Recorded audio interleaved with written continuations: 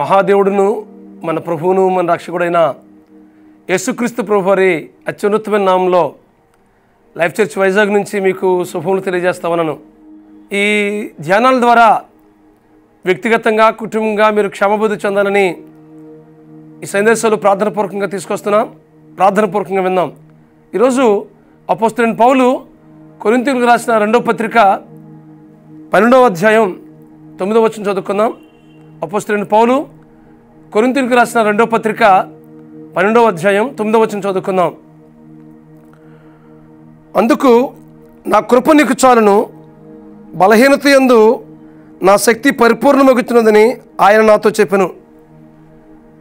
ఈ మాటలు కొరింథీ సంఘానికి అపోస్తలుడైన పౌలు తన సాక్షి జీవితాన్ని పంచుకుంటూ ఉన్నాడు.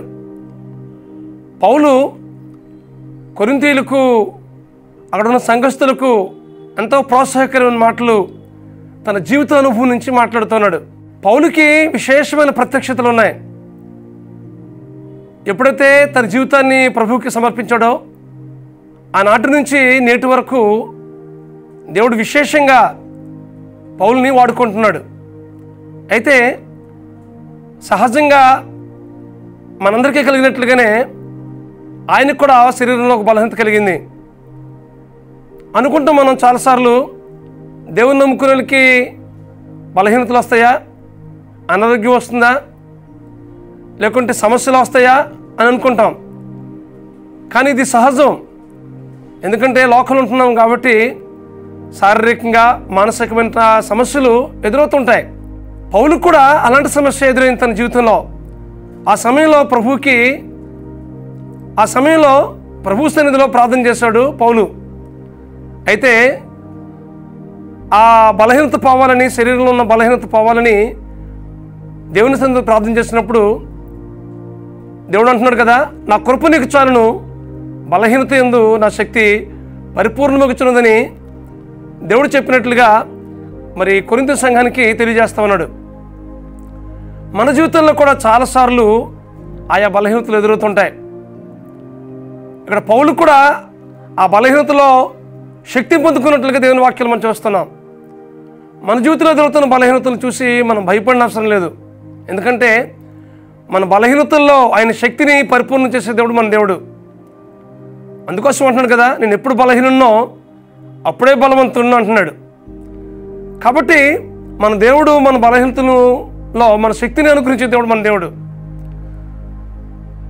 ఉదాహరణగా చూసినట్లయితే అబ్రహాము సారా జీవితం చూసినట్లయితే సారా బలము ఉడికిపోయింది, అబ్రహాము వృద్ధుడైపోయాడు.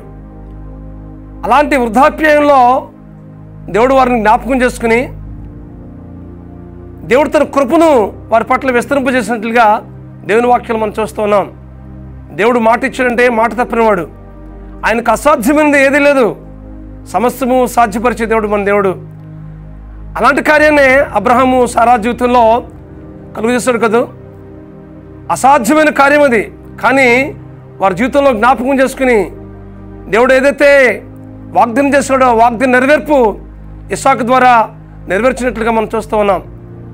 మన జీవితంలో కూడా ఎదురవుతున్న ఆయా సమస్యలు, శోధనలు, ప్రతికూలతలు, అలాగే మనకు ఎదురవుతున్నటువంటి ఆయా సమస్యలు దేవునికి అప్పగించినట్లయితే ఆ బలహీనతల్లో దేవుడు తన శక్తిని పరిపూర్ణం చేసి మనల్ని విడిపించే దేవుడు మన దేవుడు. ఈ విషయాన్ని మీరు గ్రహించవలసిందిగా ప్రభు పేరట మీకు మనవి చేస్తున్నాను. మన బలహీనతలందు ఆయన శక్తిని పరిపూర్ణం చేస్తాడు. మన బలహీనతను విడిచిపెట్టే దేవుడు కాదు మన దేవుడు. కానీ అలాంటి సమయంలో మనం బలపరిచి మరింత ఉన్నతమైనటువంటి ఆత్మీయ అనుభవాలు గుండా నడిపించడానికి దేవుడు కృప చూపుతాడు.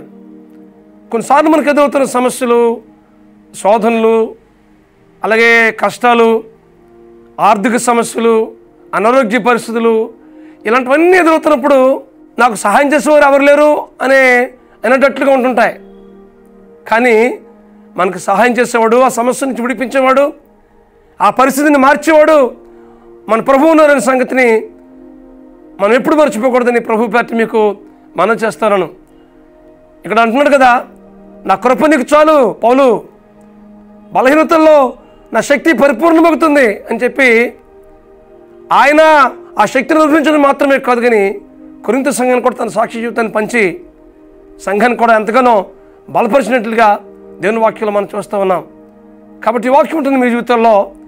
మీరు ఏ బలహీనత ఉందో, ఏ సమస్య ఉందో, ఏ శోధనలు మీకు ఎదురవుతున్నాయో, ఏ సమస్యలు కూడా మీరు నలిగిపోతున్నారో వాటన్నిటినీ ప్రభువుకు అప్పగించినట్లయితే వాటి నుంచి విడిపించడం మాత్రమే కాదు, కానీ ఆ బలహీనతల్లో దేవుని శక్తిని పరిపూర్ణం చేసి దాని గుండా ఉన్నతమైన ఆత్మీయ అనుభవం నడిపించడానికి, విశ్వాసంలో బలపరచడానికి దేవుడు కృప చెబుతాడు. అటు కృప పరిశుద్ధాత్మ దేవుడు మీకు అనుగ్రహించి నడిపించును గాక.